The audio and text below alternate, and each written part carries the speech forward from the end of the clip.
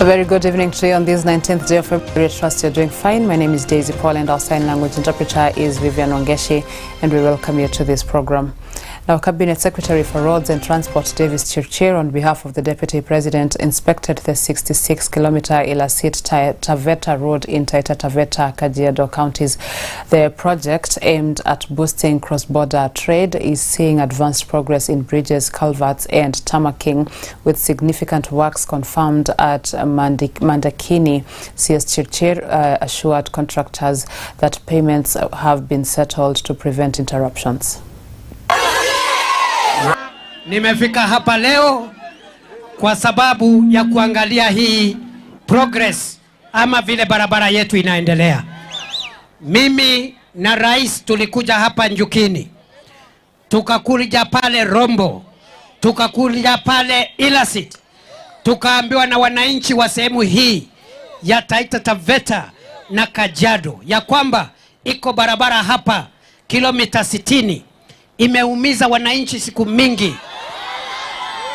Na hii barabara ya kilomita 60 wananchi wa Taita Taveta na Kajiado wameiomba kwa zaidi ya miaka 30. Ni kweli si kweli? Ni kweli si kweli?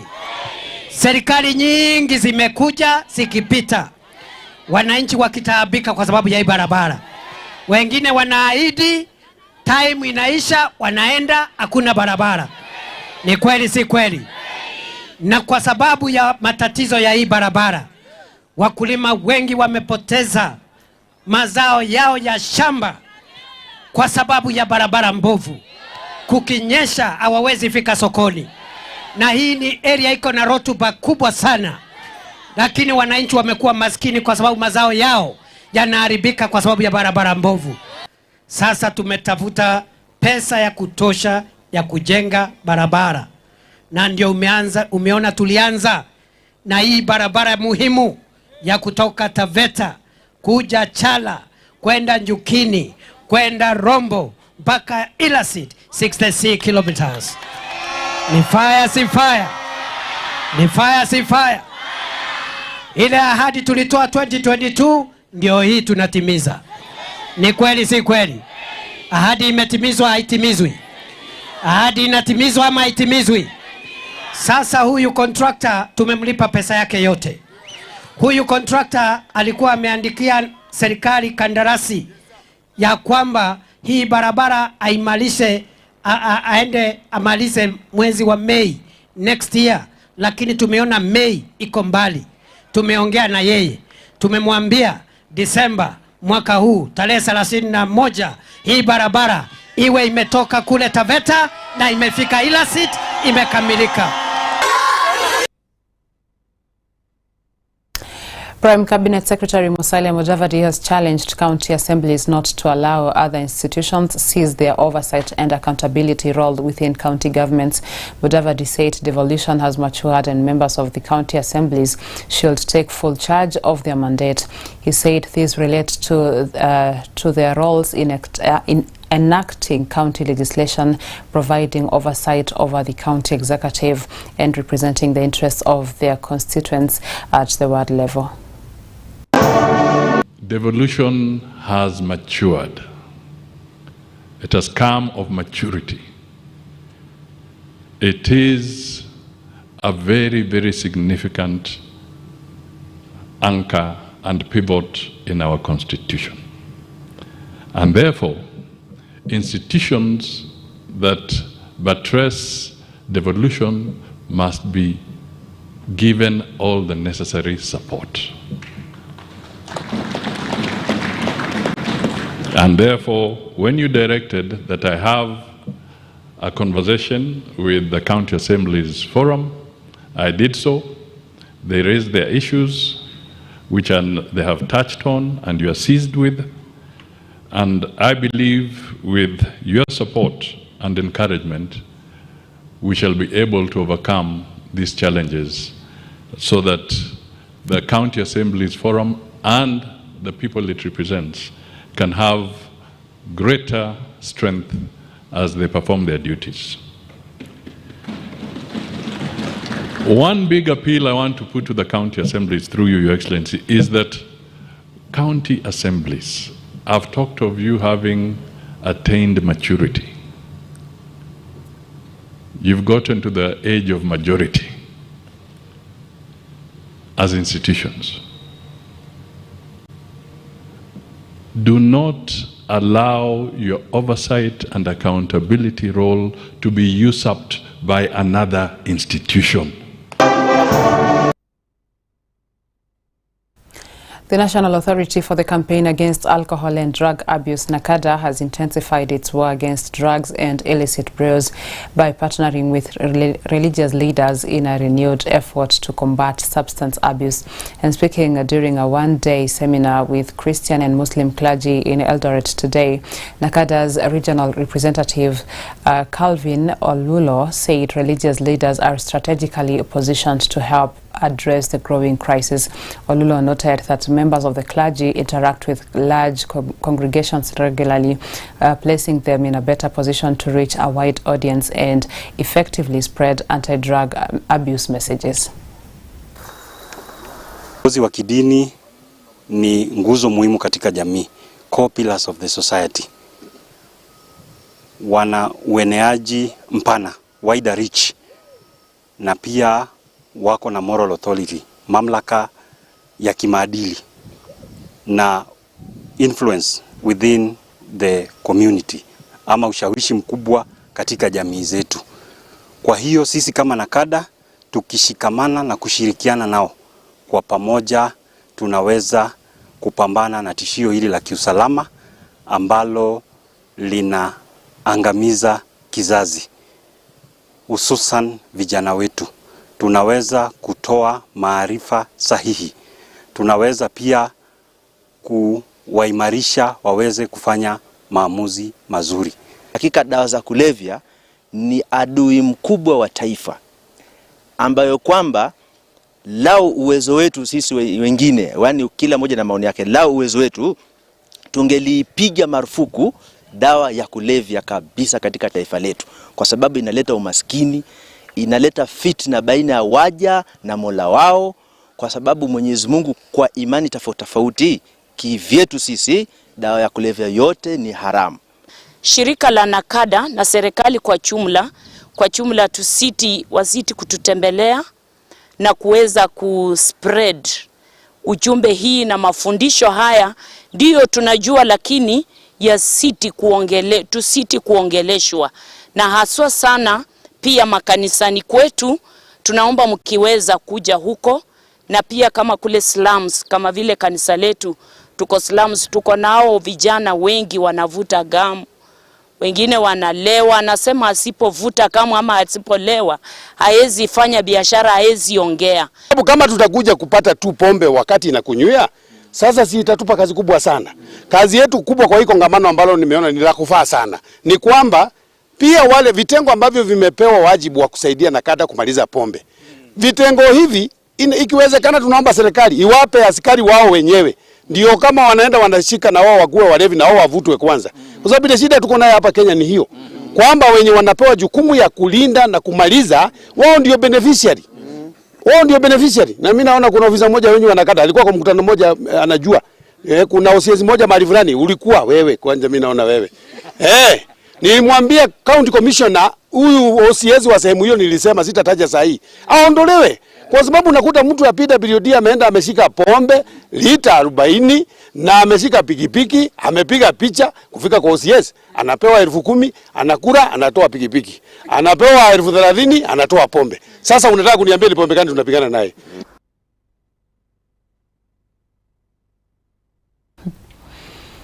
Kakamega County leadership, State Department for Mining and Shanta Gold Limited have come to a consensus to hold a public petition hearing with all stakeholders in the 683 billion Kenyan shillings Ikolomani gold deposits mining program to address the rising concerns and tensions among the affected communities within the 1,200-kilometer mineral belt. Speaking in Kisumu during a sensitization program which brought together Kakamega County members of the County Assembly, Kakamega County Assembly Speaker James Wanzala said that there are 2 petitions on the issue of Isulu Ikolomani gold currently on his table and will be heard publicly to address concerns of the community and the county before official mining program by Shanta Gold Limited commences. We are going to move forward as a team. So movements at the Shanta Gold will now be well coordinated and well structured. We'll start with the 2 petitions that have been forwarded to my office. We have 2 petitions which I was petitioned about the issue of Ikolomani. Those 2 petitions are going to be heard in public. We shall choose Ikolomani as the place where we shall hear the petitions. The issues in the petitions are widespread. One, they involve the economic rights. How will the people be moved? They involve relocation rights. Where are they going to be moved to? They involve compensation. How is the compensation going to be done? They involve the issue of the 70-20-10 rule. How is it going to be ascertained? Kenya Maritime Authority targets at boosting its seafarers' capacity in a campaign to position Kenya in the global shipping market, a move which will create more job opportunities. The move will involve collaboration and signing of agreements with more shipping lines, which will increase recruitment capacity and offer global competition in the shipping lines. According to Kenya Maritime Authority Director General CPA Justus Omae Nyarandi, and Kenyans seafarers' current records stand at 5,000, which is still low, hence setting a target of 20,000. The Kenya Maritime Authority said it is aiming to increase the number of Kenyan seafarers as part of efforts to position the country in global shipping market, a move that is expected to create more job opportunities. The authority explained that the initiative will involve collaboration and signing agreements with additional ship lines to expand recruitment capacity and improve Kenya's competitiveness in international maritime transport. I've been asking at what stage are we as Kenya Maritime Authority in terms of procurement. We have gone to tender on the same. The bid closed last week, 10th. We are hoping to finish the evaluation process and have them being issued from the start of April. Nyarandi added that KMA had currently signed 7 recognition agreements with foreign countries and that it will pursue more to unlock further opportunities for Kenyan seafarers, noting that target was to reach 20,000. In the last few months, we have signed a recognition agreement with the Kingdom of Saudi Arabia. We have also signed in the last 2 weeks the recognition agreement with Singapore. This is a major milestone. This is in addition with what we already have. We have the Kingdom of Panama, we have Liberia, we have Dominica. So far we have 7. He said during a consultative meeting with seafarers recruitment agencies in Mombasa that the recent recognition agreements with Singapore and Saudi Arabia were key in creating more job opportunities for Kenyan seafarers. Currently we have around 5,000 seafarers employed. We have potential in our register 16,000, but we have potential to increase this number to 20,000, to 40,000, even to compete with some of the world leading like Philippines, who offer these services to several vessels. Daniel Kamau reporting for Primetime News. Thank you, Daniel Kamau, for that report. That allows us to now take a short commercial breather, but don't go far. We're coming back with more.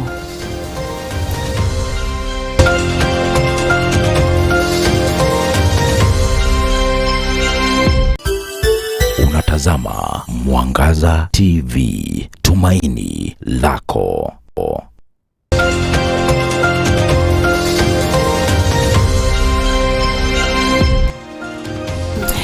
Welcome back. The High Court of Kenya in Nyeri has sentenced a 35-year-old man to death by hanging for defiling and murdering a 7-year-old girl before burying her body in a shallow grave inside his house. Nicholas Julius Macharia was handed the sentence after pleading guilty to defiling and killing Tamara Blessing Kabura. While delivering the sentence, High Court Judge Kizito Magare directed that the death warrant be transmitted to the relevant authorities for execution within 30 days. However, the court granted the convict 14 days to file an appeal. The emotional trauma is permanent. The fear is much. The court heard directly from one of the victims whose testimony was heartfelt and deeply distressing. The probation report was filed. All interviewees recommended a severe sentence.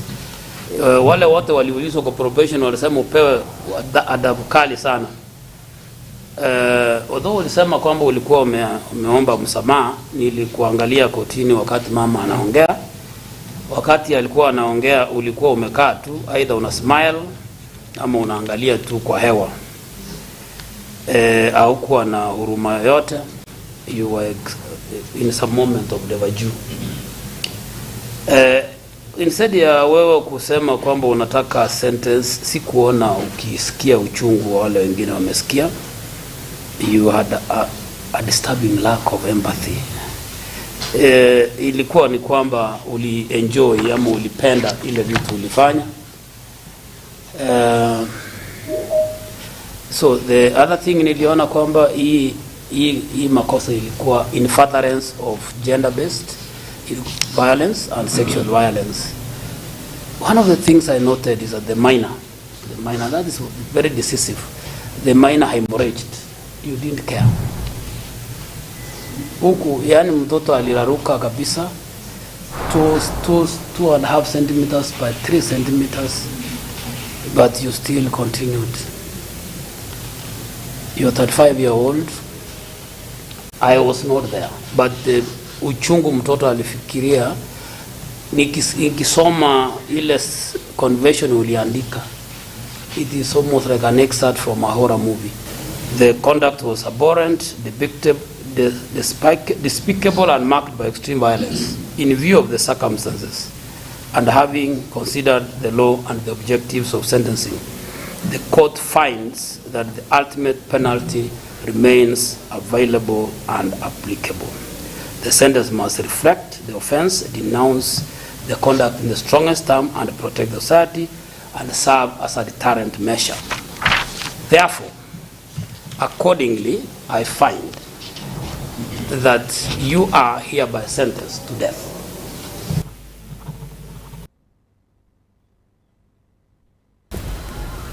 Normal business was disrupted for the better part of the week after residents from Mara constituency protested at the Nithi Bridge along the Meru-Nairobi Highway in Tharaka Nithi County. Protesters blocked the road in both directions, expressing their frustrations with the delay in the reconstruction of the bridge as well as other roads from the area that have only been a promise for a long time. The construction work had started for a short time but later stopped without clear communication from the relevant authorities. Sisi kama madereva tunaadhirika kwa sababu abiria wanafika hapa hakuna kuendelea. Barabara imefungwa mbele, imefungwa nyuma. Sisi wenyewe tunataka kitu hatupati. Wengine walikuwa wanaenda Masishi. Siku itaishia hapa. Tungependelea serikali ichukue hatua haraka iwezekanavyo. Tumefika hapa Giampampo, tumepata barabara imefungwa. Serikali inaweza tusaidia. Walianza kitu last week na bado wanaendelea. Wasafiri wanapata shida sana pamoja na sisi wafanyikazi. Nitoka nyumbani saa 2, sijui nitafika nyumbani saa ngapi, hata jana ndio inatua hapa kwa barabara. Tunaomba serikali mtusaidie. Ile matatizo iko hapa karibu na Nithi hapa, tafadhali yaisha kabisa. Hatuoni kama vile watoto hata watatoka nyumbani wakisafiri waende huko kukue salama. Mtu akitoka Chuka akienda hospitali hakuna hata gari ya kumsaidia apite. Tusaidieni tafadhali serikali. Your Excellency, ile changamoto tuko nayo kubwa hapa ni maneno ya barabara. Maneno ya barabara, Your Excellency. Unajua tunaongeanga sana. Na saa nyingine Your Excellency inakwambia baba yao ameanza kulemewa. Kwa sababu Your Excellency unajua kuna ile miradi mbili wewe mwenyewe ulitutafutia ukiwa senator. Kuna ile barabara yetu ya Chogoria Welu ama namna gani? ile ambaye tunaambiwa inafufuka, inakufa, inafufuka, inakufa. Vile vile Your Excellency, tukakuomba barabara ya kutoka Medelo ya Mpampo Kamashuku. Na vile vile kuna barabara ingine ambayo inatoka Ngoloki ikienda Kieni, ikiteremka bando ya Kale, ilinki pande ile ingine ya Tharaka. Tunajua Your Excellency Odi Malima kuteremka contractor atakuja anytime kwa sababu it has been bidded. So Your Excellency, tunakuomba tu tafadhali. Juzi tuliona kunazo 2-3 ambazo kuna contract kadhaa zimekuwa advertised. Na tukaambiwa hiyo ni part 1. Sasa barabara zetu ambazo zilikuwa zimekwama, ikiwa ya Chogoria Weru, ikiwa ya Keria Magutuni kwenda Kadhwana, na barabara mpya ambazo zinatafuta, hii ya kutoka Kadharaka kwenda mpaka Ekumbo, kwenda mpaka Kanoro, ikiwemo barabara ya kutoka Medero kwenda Gampampo, kwenda Kamashuku kule juu. Hizo barabara zote musilaumu hao viongozi, munilaumu mimi. Wacheni kulaumu hao viongozi. Wacheni kulaumu hao viongozi. Musilaumu governor, musilaumu senator, musilaumu women rep, musilaumu wajumbe, musilaumu MCS, mulaumu mimi. Mimi ni naibu wa rais wa Kenya, nitang'ang'ana na maendeleo ya Tharaka Nithi na maendeleo ya Kenya kwa niaba yetu sisi zote.